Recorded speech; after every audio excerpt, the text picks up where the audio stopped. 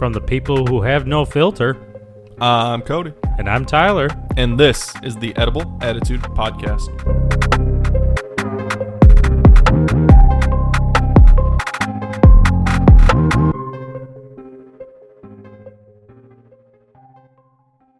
Hey, buddy. Hey, man. How you doing? Good. How are you? I'm swell. I'm good. How are you? I'm fantastic. Are you? Yeah. Good. A little tired. Little tired? Yeah. Getting old to do that to you. Yeah, you're not wrong. Yeah. It is late, too. I mean, this is what we do. We have late night conversations, and so, yeah. Thank you for shouting out our bio. Yeah. Check it out. Read it for yourselves. You know what I ran across recently on social media? Probably something political or religious. Yeah, but that's not what we're going to talk about. Okay. Good. Thank you. There was at least another topic in there that I kept seeing over and over and over again. Cute puppies. Cute puppies. That was a good guess. Yeah. That's what I want to see. I mean, you're not wrong. Cute puppies are the best. Yeah. Especially if they're fluffy. Yeah, even better. You know what's not fluffy? Who? What? Water cryptids. Oh. No, yeah. I wouldn't imagine. No. I picture them to be a little bit slimy and slippery. Yeah. A little bit wet and moist. Just a tad. Especially if they're in like a swampy area. Right. Get that swamp ass. Get that swass. Yeah. Ugh. Swamp creature. The swamp creature. Yeah. It could be anything. Could be like a swamp creature dog thing, you know? But wet. That's what I call my nuts on a hot summer day. Swamp creature dog? No, swamp creature. What I'm glad. Yeah, when you I'm got I'm glad you get a name for it. Yeah, gotta have a name for everything. Yeah, it's true. Yeah. So one of the water cryptids I came across, mm-hmm. its name was Ogopogo. Ogopogo. You ever heard of something like that? It sounds kind of familiar. But no, I can't say I know what it is by any means. It sounds vaguely familiar.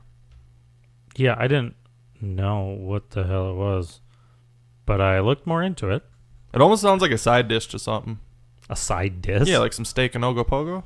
Oh! You know? Yeah. So as I looked more into it, I found other names similar to it. Okay. Kinda. Similar to Ogopogo? Yes. Okay, let's hear it. So the other one is Manipogo. Manipogo. And then this one is not even close to it, but it's a seal key. And I looked into all their descriptions, and they're kind of similar. Seal key. A seal key. Okay. So Manpogo. Manipogo. Yeah. Huh. Okay. And Ogopogo. Manipogo, and Seal Key. Yep. Seal Key 6? Not Seal Key 6. No. Oh, thought maybe they're the ones who took down Bin Laden or something. You know? Well, that's the story. story. Send in the seals. That's the story. So we're going to start with the seal key. Oh, backwards. We'll start Okay, backwards. work our way to Ogopogo. Yeah. I like it. I got the most information on the Ogopogo. Perfect. Yeah. So, in Canadian folklore, the seal key is a lake monster reported to have lived in the swamps of what is now Chilliwack in British Columbia, Canada. Seal key has been allegedly seen by the First Nations people for hundreds of years. The most common description of the seal key is a 10 to 15 foot long sea serpent-like beast with the head of a horse. Sounds like Nessie. Kinda. Like Loch Ness. Yeah. But it's in Canada. But it's in Canada, not in Scotland. In Chilliwack?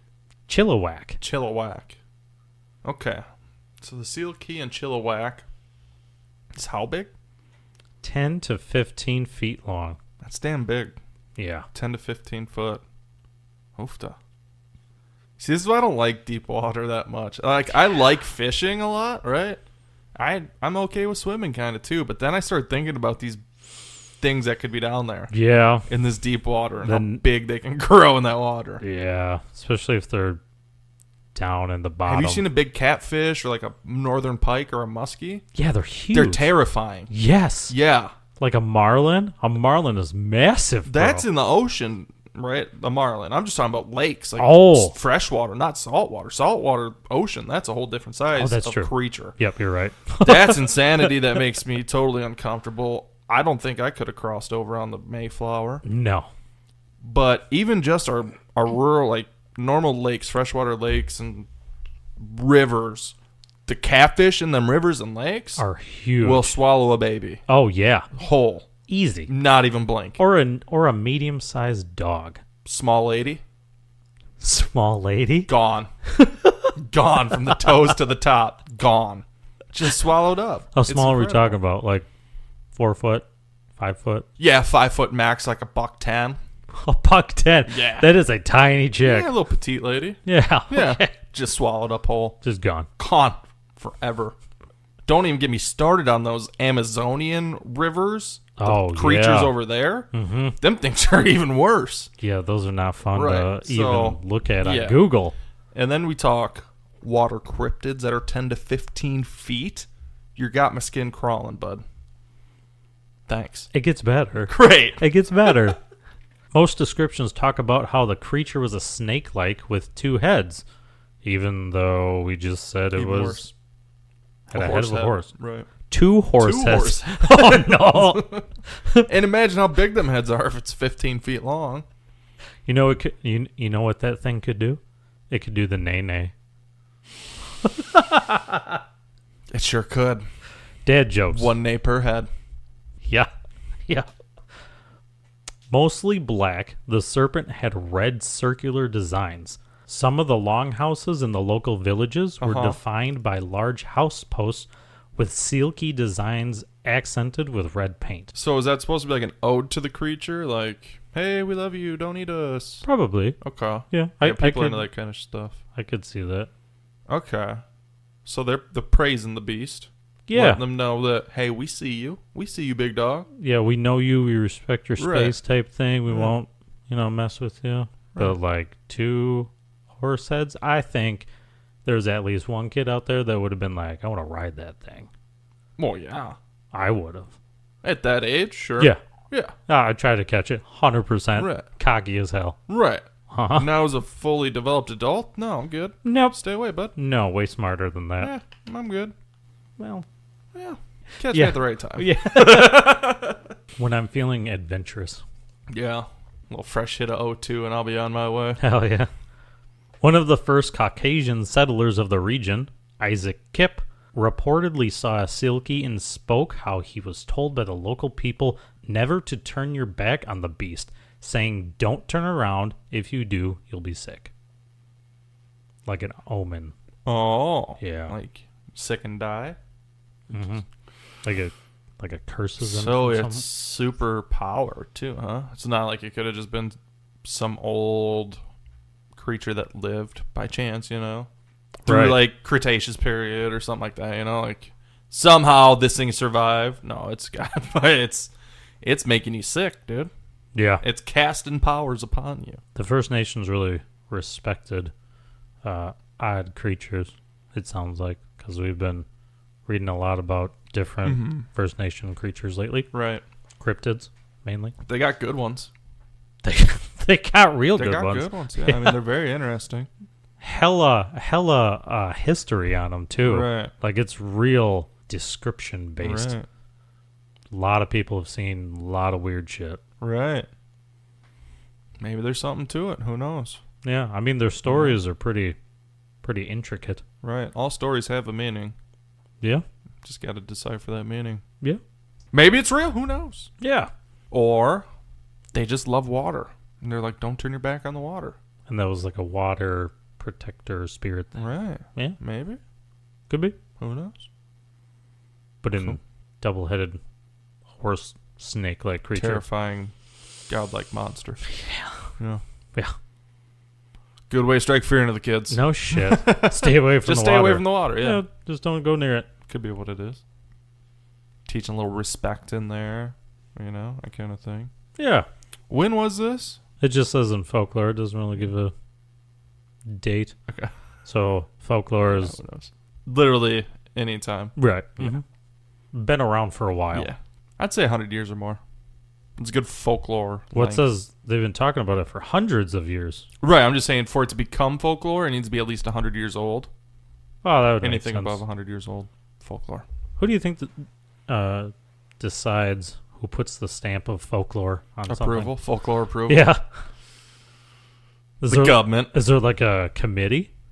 Yeah, it's probably like some White House section. Some government section. I was gonna say I want to be on that committee, but I don't know anymore. No. Yeah. Probably some sort of false flag convention. Could be. No, I don't know. Another tax write-off. Yeah, it's probably just some, corporation somewhere or something. I don't know. Well, I don't know. Would it be archaeologists? That's a good They're guess. kind of like folklore people, right? Yeah. They're the ones who are supposed to decipher all this stuff. Yeah, that's true. Yeah. So some sort of... They're the ones who come up with the shit. I wouldn't say like an archaeologist, like some sort of Historian. Yeah. Yeah. Maybe there's a historian committee. It's probably like a group, yeah. And they're like, well, we got this story, or which one's been around longer. Here's the evidence. Yeah. Here's the, yeah. Do a little detective work. Could. I could see that 100%. Yeah. Bunch of old guys. Yeah. Bunch of old white dudes. Yeah. Yeah. With monocles and cigars. Right. Monocles for sure. Yeah. Yeah. They got the hold chain. paper Yeah. up and look at it. Cigars. Newspapers are still big into reading newspapers. Yeah, 100%. For sure. Tuxes, suits, whatever you want to call them. Leather chairs, brown. Yeah, big brown leather chairs. Yep. In a library. There's With gotta be, a fireplace in it. Fireplace has to be involved. And a really big, mount, a head mount above the fireplace, like of a moose, Like a moose, yep. like or a stupid half red a bear deer coming out, or a Yeah, red deer. and they always got like a polar bear in the corner. Yeah, has to be a polar bear, grizzly bear rug, Yep. and butlers galore. At least 4 of them. Yeah, for sure. And the committee's got to have 15, 20 people.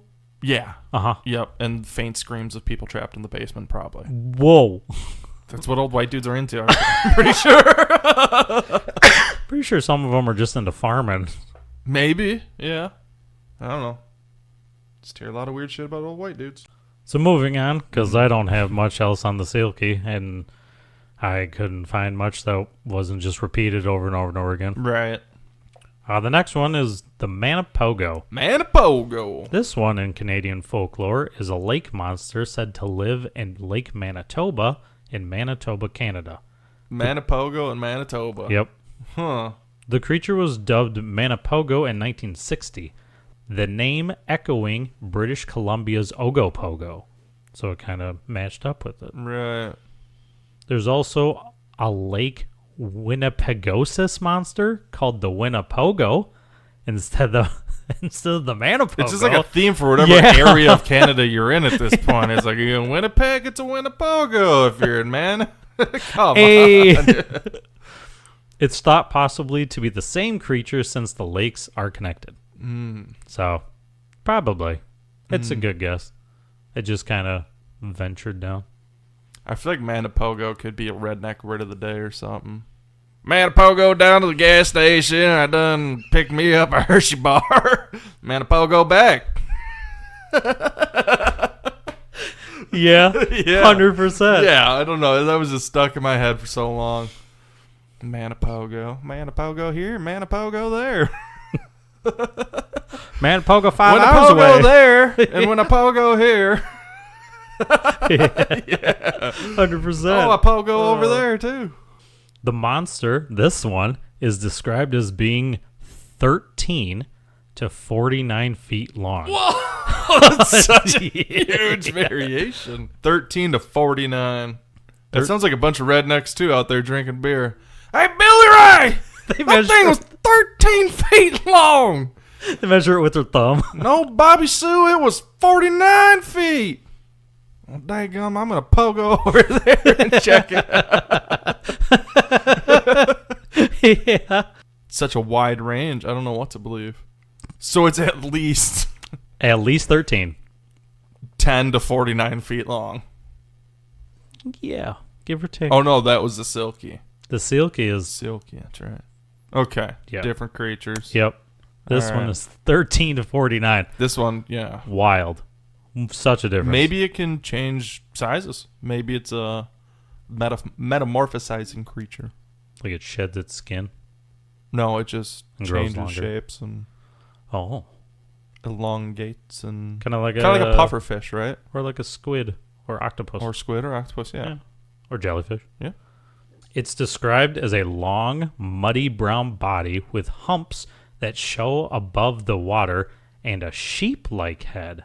Sounded like Loch Ness again. Yeah. Nessie, yeah. Only this one's not a horse, it's a sheep. Right. But, I mean, those head shapes are somewhat similar in the snout anyway, right? They're both kind of more like oval muzzles, snouts, whatever you want to say. Maybe, but No, sheeps are narrow. I just had a thought on the seal key, though. Could you imagine if someone saw this thing, okay? Right. And it's just cruising along the water, you know, whatever.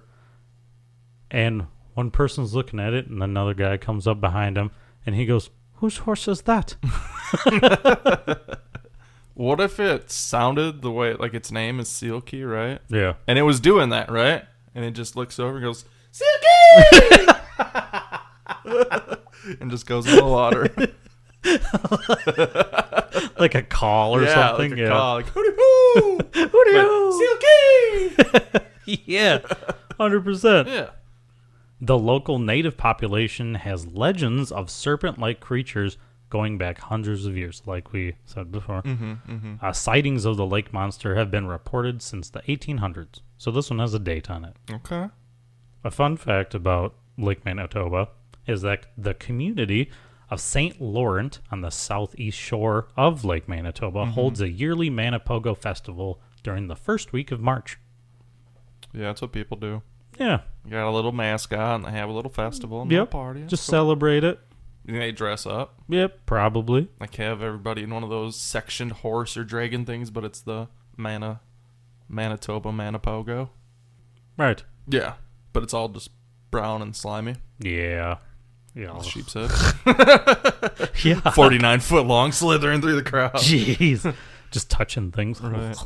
So some witnesses that we have is a group at once, okay, of 17 witnesses, all reportedly strangers to each other, claim to have spotted 3 Manipogos swimming together. 3 of them. 3 13 to 49 foot long muddy water sheep. A mammy, a pappy, and a baby. Yeah, that sounds about right. Well, hell, lucky them, I guess. Yeah, good for them. No photos, apparently. Nope. Might not have been around that time. Right. 17 people claim it. Let's say all just got together and they're like, "Hey, what is that? I don't know. What is that?" You ever heard this rumor about this place? Yeah, and then everyone's like, "Oh yeah." Right. That You looks like know why we're here looking for stuff? You know why we all came to the city to look for this thing that we heard about? We all just seen 3 of them. Let's go. Let's get famous. Maybe. Wouldn't be shocked. It's 100% possible. Wouldn't be shocked. That's bullshit. It's hard to prove like just human memory as proof. Yeah, You know, it's just that's true. it's such a wonky thing. Even if there are 17 people, there's 17 different views of the situation of what just happened, and the All truth is somewhere different. in the middle. Yeah, Yep. and get to weed through it all. Yep. Another fun fact about the Manipogo. Hit me. In the early 1960s, a Professor James A. McLeod of the University of Manitoba investigated the creature by trying to locate its remains. If there is a breeding population in the lake, carcasses and bones should remain after death. Right. Would you like to guess how many he found? 0. 0. Yeah. Didn't find shit. Right. He's got a great hypothesis there. Makes sense. Should be remains. Right. So we also have a lot of other sightings of the Manipogo. The earliest being 1909. And the latest that I found was 2011. Oh, okay. Yeah. Not too far back. Right. About 11 years. 12 years. 12. 12 years. Maybe someone's just trying to stir up the story again. Wow, that seems like to be a thing. Yeah, I mean, who knows? If there's no breeding population, it must be able to live for 100, 150, 200 plus years, right? At this rate, if it's been seen for so long. That's true. Right. If there's no remains of anything being found anywhere. I mean, with today's technology, they could search pretty easy. Yeah, but they would have to get the manpower and the resources, yada, yada, yada. Yeah. But you know how that goes. If they want to do it, if someone wanted to do it, they could do it. Yeah, 100%. Sonar, Yep. LiDAR, all that stuff. Yeah. Scuba teams. SEAL Team 6. Yeah. Seal Key 6. Silky 6. So starting with 1909 sighting, there was a fur trader who reported seeing a massive creature in Cedar Lake. That was it.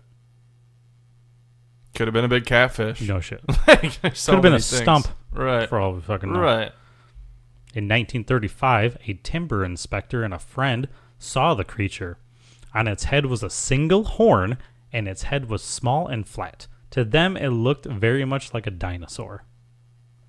Who knows? Could be. Weird stuff's lived for a long time without us finding it. We have found stuff that we thought was gone. That's recently. true. Like yeah. Forrest Galante, however you say his name. I don't know. Like it's been his life. He's a conservationist or whatever. Oh. He's been on Joe Rogan a few times. Oh. He's actually where I found out about the project in Russia. I believe in Russia, in the tundra, where they're trying to bring back megafauna, Yeah. the mammoths. Yeah. Yeah. That's a guy that I found that out from. That dude. He's recently found a couple of species that they thought were extinct. Good. Yeah, so who knows what could have been swimming around that time period. It's true. The world is big. Right. In 1948, a C.P. Alric reported that some sort of creature rose 6 feet out of the lake and gave a prehistoric type of dinosaur cry. Okay. Kind of like a I mean, Pokemon? isn't that kind of what we were saying earlier? Is maybe it was some kind of prehistoric Yeah. that was still swimming about? Yeah. I wouldn't be totally surprised. I don't know. I just feel like there's things that have slipped past us that could have survived. Maybe it's something that lived for a long time. Who knows? And it was just stealthy enough to not be too known. It's true. It's true. There's smart animals out there. Mm-hmm. That's all I'm leading towards, I guess. I don't know. Maybe it's something prehistoric. That sounds like It's like it. the best bet. Something older than we just understand or know real well. Yeah, it's That not. happened to live. It's not out of the realm of possibilities. Right. Anything's possible. Yeah. We just never know. We just don't know everything about the Earth, and the Earth is big. Right. I think that's more likely than a divine creature of power Yeah, making you sick from turning your back on it. I agree. In 1957, a couple people saw a giant serpent-like creature in the lake. So again with the serpent. Yeah. Which is common for sea creatures of mythos. It's true. They're all very serpent-like because that's what does well in water. So from 1909 until the 1960s, they had just seen it, like from afar or something. Mm-hmm. So the 1960s is when it really took off because Mr. and Mrs. Stopel saw a reptile-like beast surfacing about 30 feet from their boat. Could have been just a real big fish, and they didn't know what the hell it was. Right. What time of But day was it? You know, what Right. was the lighting like? Were they drinking? Were they on any sort of substance? it's What true. were they doing? Yeah. What were the circumstances? Yeah, there's a lot of circumstances involved. Could have been just like a real big log that popped up and then went back down. Are they looking for some clout or whatever, as the kids say nowadays? Looking for some. In the 1960s, hell yeah. Yeah, just looking for some fame. It's 100% possible. Mm-hmm. 2 years later, 2 fishermen saw a large serpent-like creature or giant snake about 60 yards from their boat. A little further. So then we jump about 20 plus years. And the next one is in 1989. A Sean Smith and his family were visiting from Minneapolis on a camping trip, and they stayed at Shallow Point off Highway number 6 on Lake Manitoba and saw what he described as many humps in the lake about 80 feet off the shore. Is this thing just like, all right. Kind of like with the cheetahs, like, I'm not hunting until I'm at 99 feet or whatever it was, you know? Like, Yeah, 100 feet. it's like, all right, it's been 20 years. I'm going out another 20 feet, Yeah. 20 yards. I'm still here, just a little further out. It's just like clockwork, like, oh, here's my hump. Right. Goodbye. And that's the thing, too. Like, even at that distance, depending on light and sunlight reflecting off the water and who knows what, you can see some weird stuff, man. Our eyes do funky stuff. Yeah. And looking at something far away is not always 100% accurate. Even close up, it's not. Yeah, it's true. We miss a lot of stuff. Yeah. I miss stuff in my refrigerator all the time. I miss food. I miss milk. I'm looking for stuff. I can never find it. My wife throws me out of the way, reaches behind something I was staring at for 6 seconds, and grabs it.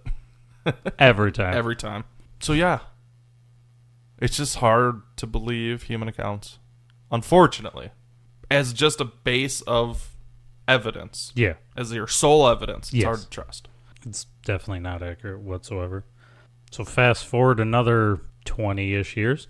In 2004, another fisherman by the name of Keith Hayden, originally from Newfoundland, reported several of his fishing nets on Lake Manitoba near the Narrows one day to be torn up by what seemed like an ocean shark or a killer whale. The fish that were in the nets were not nibbled on, but actually torn in half by what seemed like huge bites.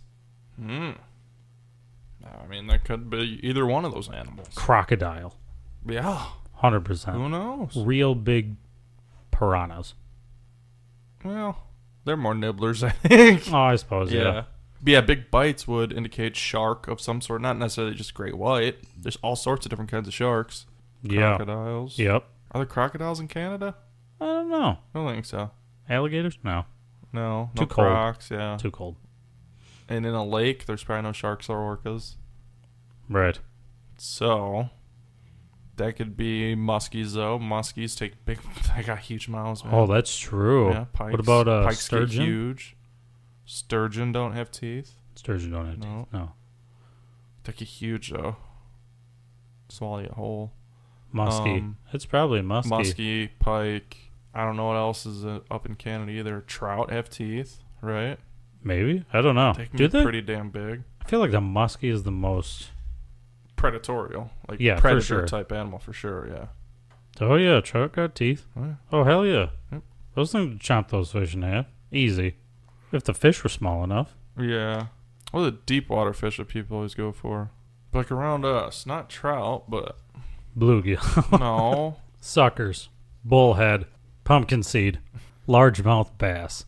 Carp. Walleye. Walleye. That's bullshit. Do walleye have teeth? Oh, maybe. I think they do. Yeah? Yeah, they 100% do, I think. Oh, for sure. They're ugly fish. Muskies look so much That's better. what I was thinking of, not trout. Walleye These tastes are good, bigger though. than trout. Yeah. So, but yeah, maybe it was like a giant walleye. They get big. Yeah. Yeah. Easy. That was the other one. So muskie, pike, walleye.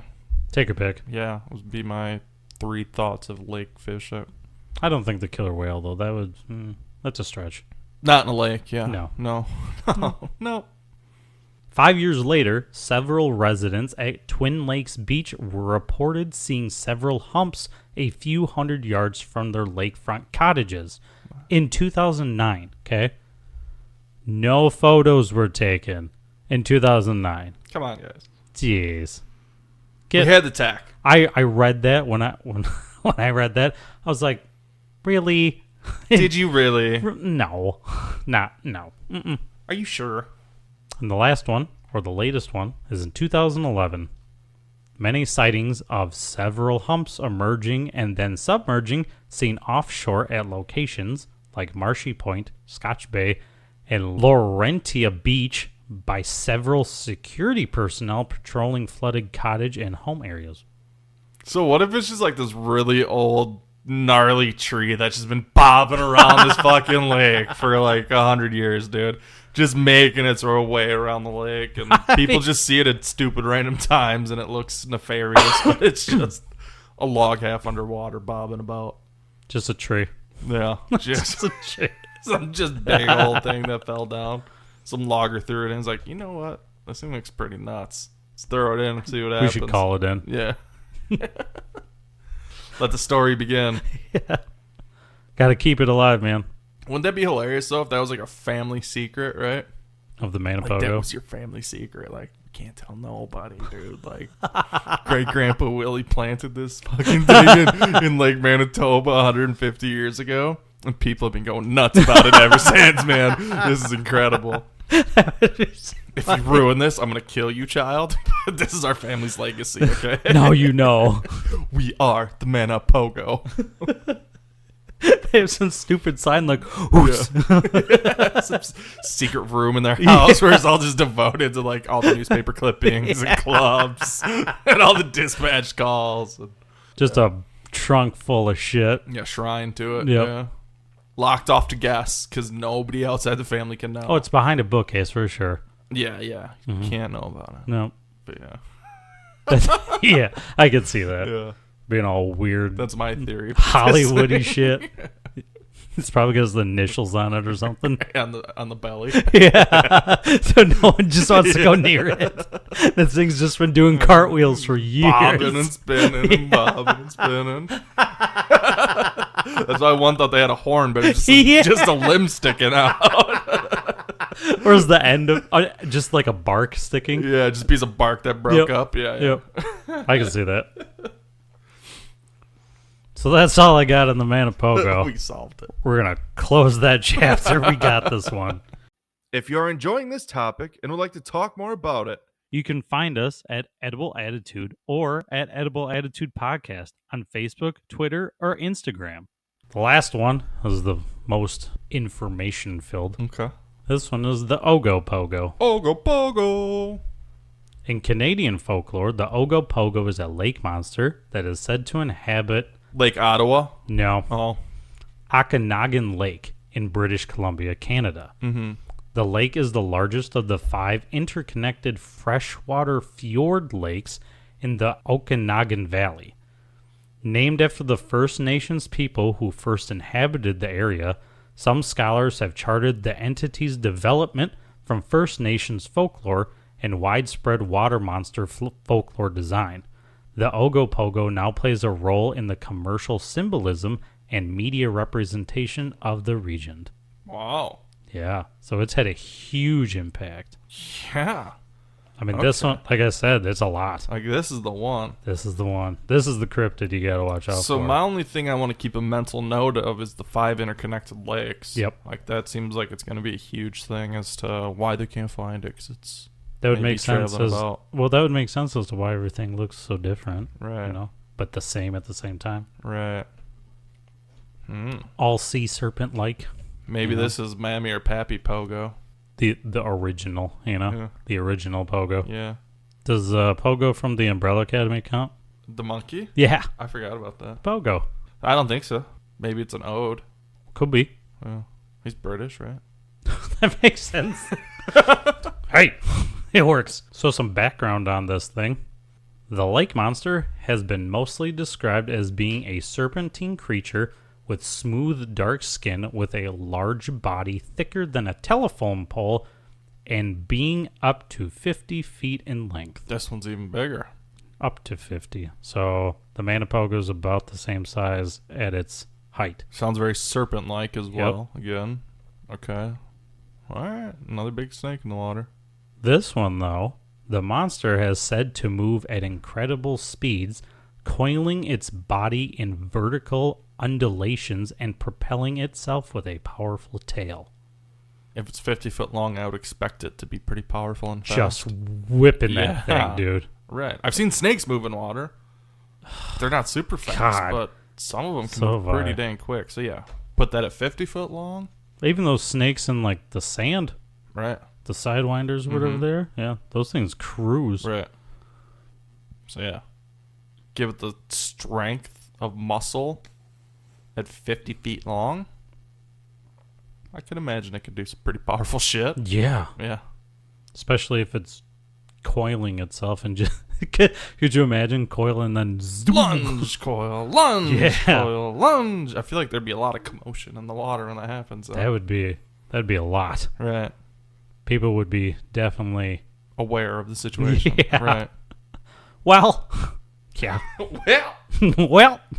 According to the historian Mark Orkin, the creature received its name on a night in 1924 when the strains of an English music hall song were first heard in the city of Vernon. Orkin cites the following lines from the song. His mother was an earwig, his father was a whale, a little bit of head, and hardly any tail, and Ogopogo was his name. Ogopogo was his name. Oh. little bit of head, no tail. Sounds like marriage to me.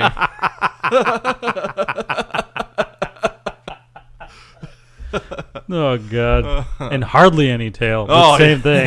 Yeah. It's close. Right. Oh, boy. Well, I'm glad they came up with a little ditty for the guy. I guess. But this one only starts in 1924. That's when it got its name. The other one had sightings in like 1909. Right. Yeah. Huh. Well, I don't know. it's still the same rough time period. Yeah. Give or take 15 years. Yep. Yeah. 15. 15 years almost exactly. So word of mouth could have spread to the region like, hey, Cousin Charles told me about the Ogopogo, the Mogopogo, whatever, you know. He's like, we got the Ogopogo, and it's got 5 legs to travel. Doesn't have legs. It's Tuesday. It's Tuesday. And he swims in the water. With a water bottle. The water ball.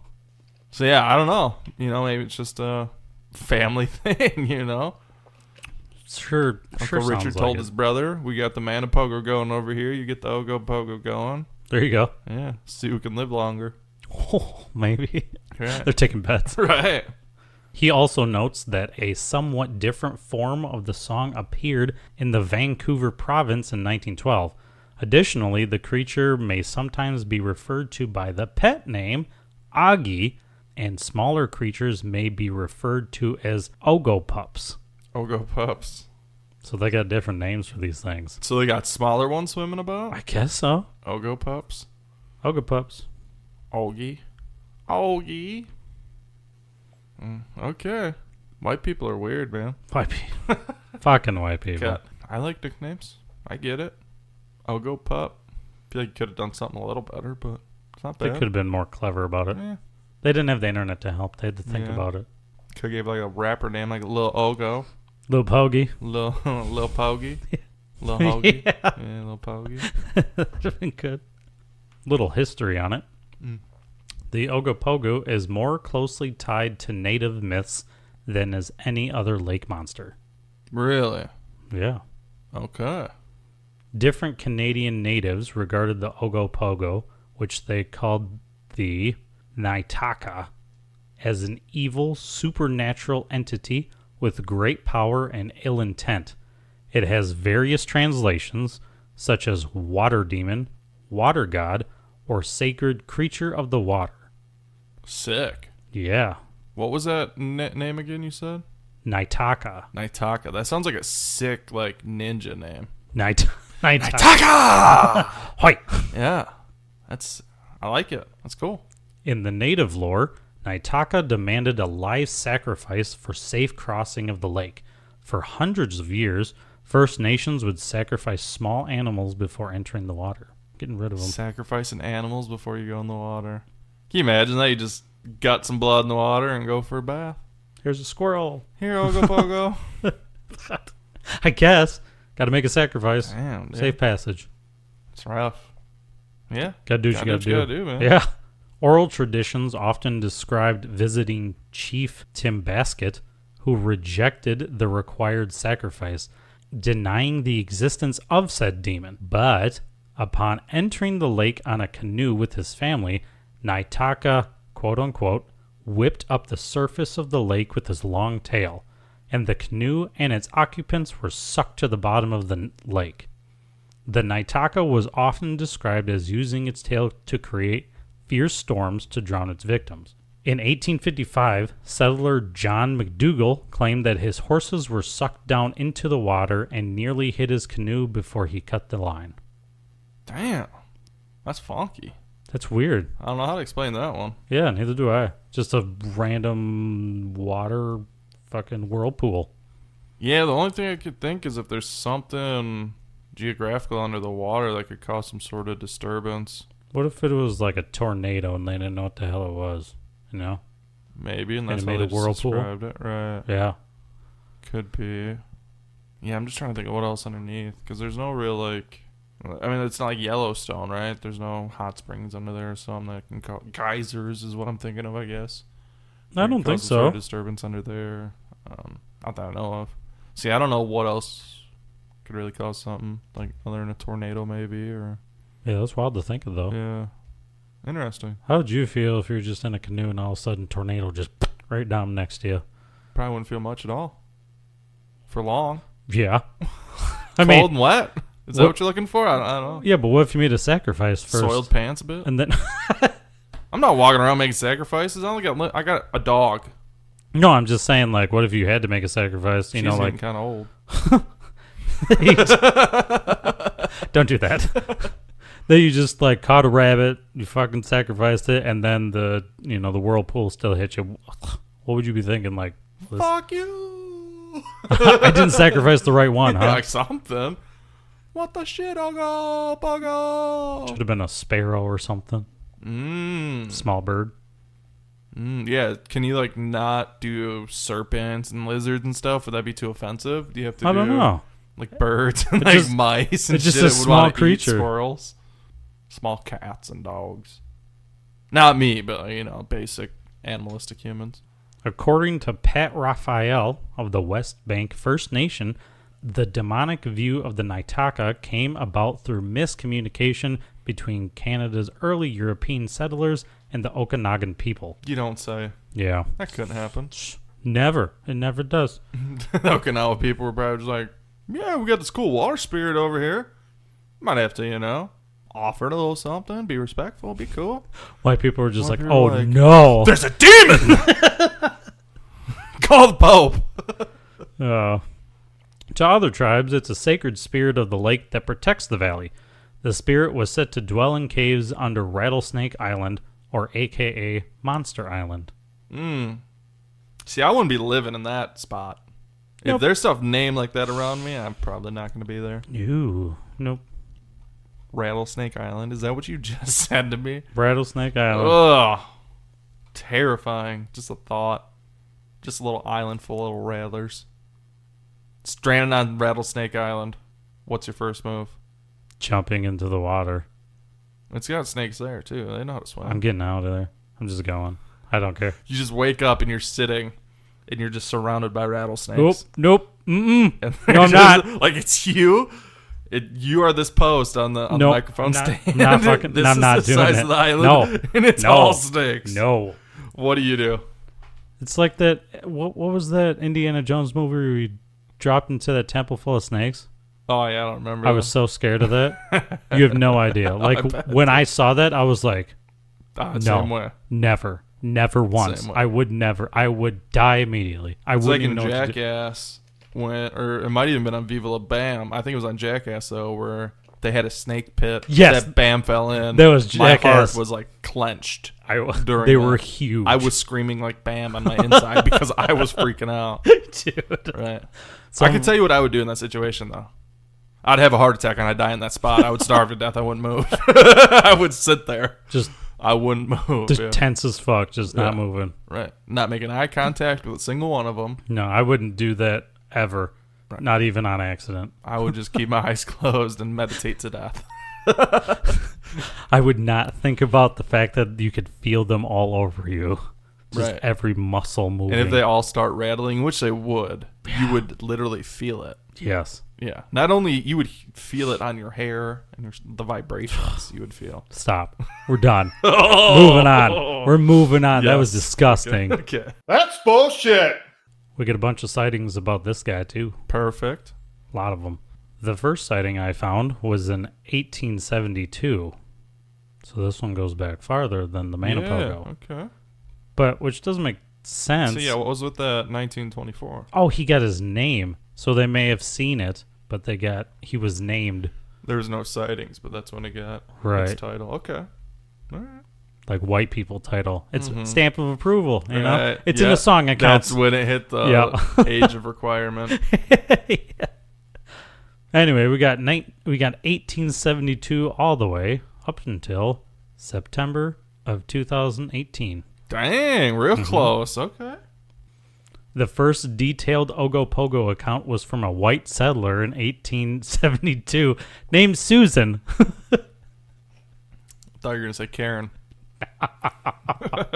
Wouldn't that be some shit? Come on, Susan, what'd you see? Well, She was the first non-native person to live in the region who established relations with the native peoples. So that's why she was okay with it, I guess. Get your manager down here. I see an Ogopogo in the water. Where is he? Calling corporate. This is a very detailed one, this next one. So in 1968, while driving on Highway 97, a man named Art noticed something moving in the lake. He pulled off the road and filmed. Come on, he filmed in 1968, but you motherfuckers can't take a picture in 2009? Right. Come on, guys. Nope, don't believe it. Anyway, he filmed what he claimed to be footage of the alleged creature, showing a large wake moving across the water. Art estimated that the Ogopogo was 300 yards offshore. A computer analysis of the footage concluded it was a solid, three-dimensional object. He noticed something large and lifelike in the distance out on the calm water and pulled out his camera to capture the object. A 2005 investigation conducted for the National Geographic channel Is It Real utilized surveyor boats to find the actual distance of the alleged creature from the shore. They found that it was much closer to the shore than originally thought, resulting in a reduction of actual size and speed.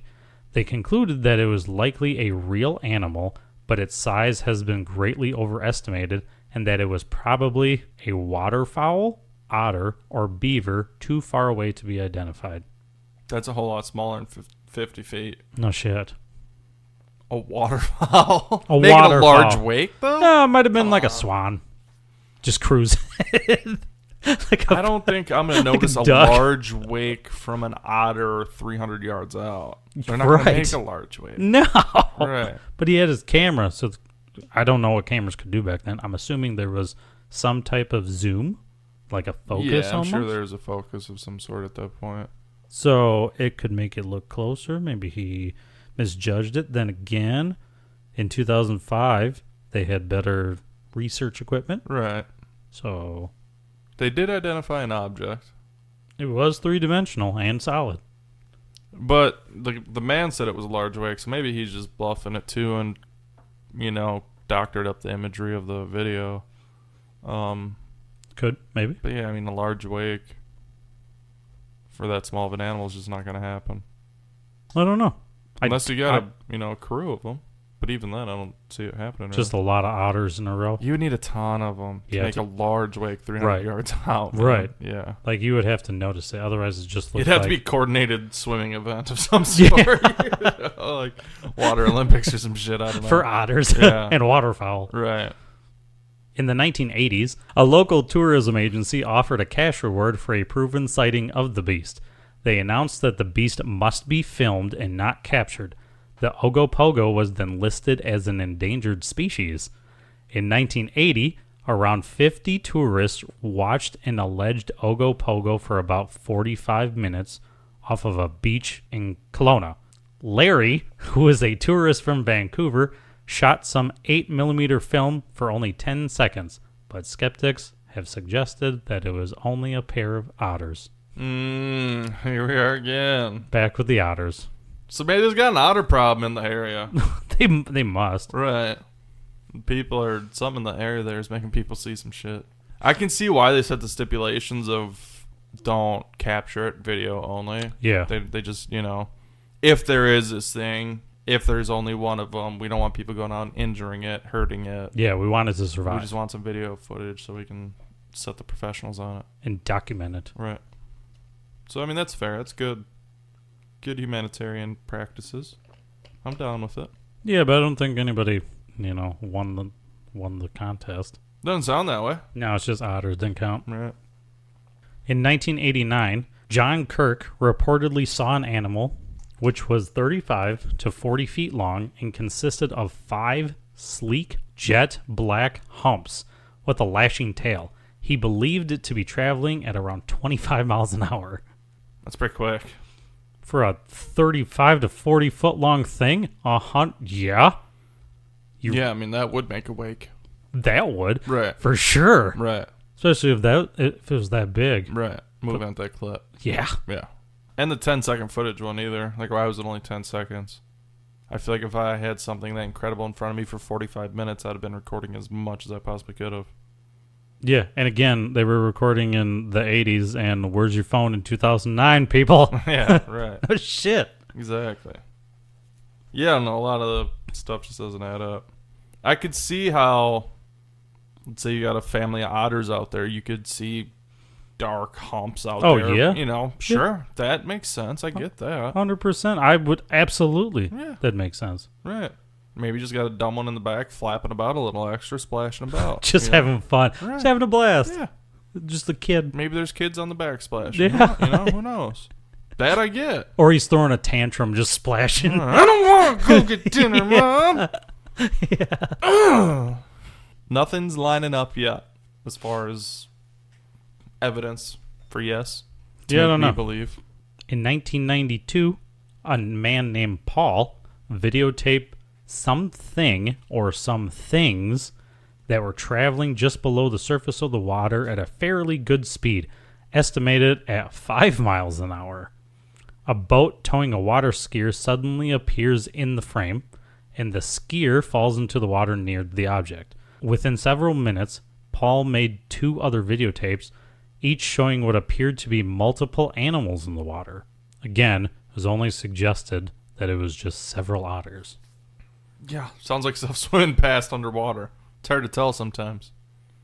But in 2005, an FBI video specialist concluded that the object was very consistent with the debris from a fallen tree in the water, noticing that, quote, very slowly bobs up and down.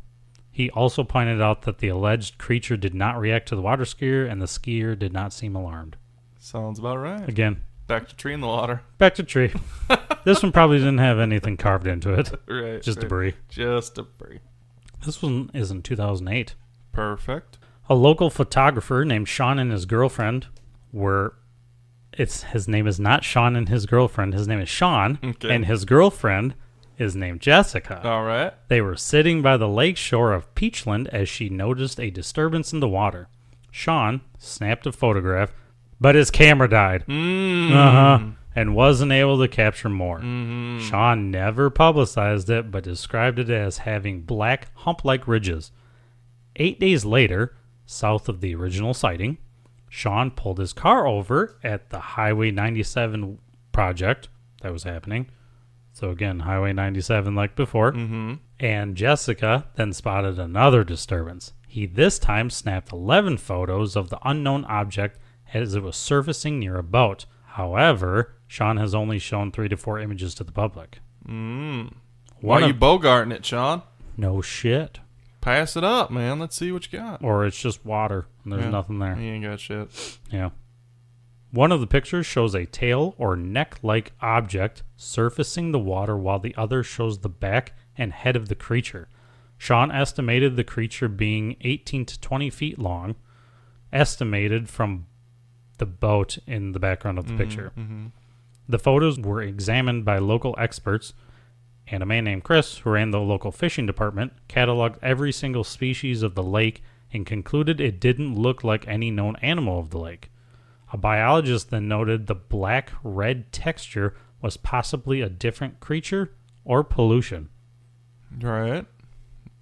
That could make sense. So like what was it, the seal key or the Ogopogo that had black and red? Do you remember? The seal key, they put up red things at their houses, the posts. Yeah, they designed the posts with red paint. Yeah. No, like, heads, though, so far. There hasn't been a lot of head pictures. Just like a sheep, right? A dinosaur-like head. But this says there's a picture of the head. Back of the head? Back of the head. So is there eyes? Is there, like, how do they know it's the back of the head? Because they couldn't see the eyes? Because they could? I don't know. Because I couldn't? I don't know if you had found any pictures online. Nope. Interesting. They all look like crap. Yeah. It looks like it as modern pictures do a lot of times when people are recording crazy events. Fucking World Star videos are just everywhere. Right. In one picture, you see like a bird flying over, and then someone gets decked, and then the chair flying. Right. I'm so appreciative of those rare videos that are just good held, stable, Yes. solid pictures of what's happening. Instead of people just freaking out and going, oh my God. Right, shaking him, throwing it all over, and it's blurrier than hell. And never in focus. In 2011, a cell phone video captured two dark shapes in the water. A suggested explanation is that the video shows two logs. Yeah, back to the trees. A Mr. Radford had analyzed the video for Discovery News and concluded that the video quality is poor and the camera is shaky. But a closer look at the 30-second video reveals that instead of one long object, there are actually two shorter ones, and they seem to be floating next to each other at slightly different angles. There are no humps, no head, no form, only two long, darkish, more or less straight forms that appear to be a few dozen feet long. They look a lot like floating logs. It would not be surprising since the Okanagan Lake has tens of thousands of logs harvested by the timber industry floating just under the lake's surface. I think we got our answer, folks. It's just logs. It's just logs. Nope. Yeah. No Ogopogo, just logs. It's just logs. Just a fun little thing for kids and weirdos to talk about, but it's logs. Just logs. Yeah. Lots of them. Yeah. In September of 2018, Someone else seen some logs. there were reportedly 3 sightings, one of which was described as a giant snake that was about 49 feet long. Okay. That's back to the original about 50-foot snake-like creature. They probably looked it up and they're like, Yeah. well, it was 7 years ago, Mm-hmm. and we got to bring that shit back. Right. So it was definitely Some snaky. kid on the internet. Yeah. Yeah. So I have some explanations, but we already figured most of them out, Yeah. I think. But these are from experts. Right. Yeah. Yeah, let's hear it. So according to the author, Mr. Radford, contemporary sightings of the Ogopogo were most likely misidentifications of waterfowl, otters, or beavers, adding the First Nation stories were not referring to a literal lake monster like Ogopogo, but instead to a legendary water spirit. Mm-hmm. Though the supernatural creature of the Okanagan Valley natives is long gone, a decidedly less fearsome and more biological beast whose exact form is a matter of debate has replaced it. Sounds about right. Mr. Radford proposes an origin and claims of sightings and wildlife of the region. Otters often swim in a row, and their motion can often be mistaken for one continuous serpent. Radford also pointed to John Kirk's 1989 sighting as likely being a group of otters. Yeah, that sounds about right. Otters and logs, dude. Otters and logs. Yeah. Sturgeon are also mistaken as lake monsters. As you know, they're sturgeons huge. Are huge. Can be. Back then, especially, I feel like before more predominant fishing was happening, like commercial fishing, there's more large species of fish in the water. Oh, yeah, 100%. Their existence in the Okanagan Lake is unclear. There's currently an unclaimed $10,000 reward for concrete evidence of the sturgeon in Okanagan. So probably no sturgeon. No. Someone ought to call one. By Oh, yeah. Unless there's, really not that many in it, and they only sit in certain spots, you know what I mean? Yeah. Yeah. And they move around all the time. I guess. Or they could. Or fishermen don't fish that deep. True. Yeah, I don't know how deep it is either. Yeah. Yeah, it's tough to say if there's only a handful, but I feel like the population would grow at some point. Someone would catch one. At some point. Or they'd die and there'd be remains. True. And they'd be floating up or, Right. So I just feel like they're probably not there. Right. Yeah. Like you said before. Humans are really good at finding and killing the things we want. Yeah. Yeah, that's true. Look what happened to the Tasmanian devil. Look at a lot of species. That too. Mr. Radford has also pointed out that water spouts are likely a source of inspiration for First Nation myths. Mm-hmm. Water spouts are fairly common on the Okanagan Lake, often forming when air temperatures drop and the lake still has a relatively warm water temperature. So there is such a water disturbance issue. Yeah. Right. That would. I felt like there was, but I didn't really know. That would make sense. Mm-hmm. I think we smashed this. I think we had this kind of figured out as we went. Yeah, for sure. And we worked through most of that. out of all the descriptions, Selkie, Manipogo, Ogopogo, which one do you think is the most, like, the coolest one, or even the most likely to exist? I think they're all equally fascinating. Because I just like those kinds of things. Most likely to exist, it's probably sea otters and logs. No, about what it looks like. I know. I mean, you're not wrong. They do in fact exist 100%. Probably the some on the smaller end. I don't think 50-foot long stuff. No. So it's hard to say, especially with some of those ranges. Like the one was 13 to 49 foot or something. Right. The Manipogo. Yeah. We'll go with the seal key. The seal key? Yeah, the double First horse head. Nation. Yeah. The divine power. Yeah, I like that one. Yeah. I think that looks the coolest. Yeah. Especially if you were to, draw it. Right. Which one do you think has the most chance of being real? I mean, the Ogopogo seems like no. Right. But yeah, that one seems like so obvious. But Mr. Radford said, it's possible that some other creature has replaced it that looks similar. Maybe. In origin, maybe. Could be. We don't know. Again, we don't know. Chances are fat, but who knows? I think the Manipogo would be the most, realistic one that would exist. That has the potential. Right. That makes sense. Because, I don't think it looks like a sheep head, though. I can tell you that much. That'd be an odd-looking thing coming out of the water, Come on. Bah! Maybe that's it. But in, a dinosaur cry form, Right. Give me a star leaf. A what? Star leaves? Isn't that from Land Before Time? Isn't that what they eat? Yeah.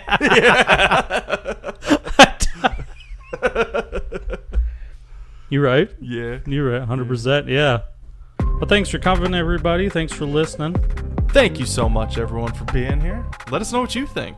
Leave a comment on one of our social medias about any other water cryptids you might know, or heck, anything else you want to hear about or are interested in. Or something that we could research for you. Yeah. Or something that relates to the Ogopogo and all the other ones we talked about. Yeah. What you got? Let us know. Maybe you saw something. Maybe you Ogopogo'd. Maybe. Heck yeah. Maybe you've seen some lumber under the water at some point in your life. What do you think it looked like? I definitely did. I have, and it looked weird. Yeah. For sure. I caught one. You caught a lumber? I did. I'm Tyler. I'm Cody. And this is your Edible Attitude Podcast.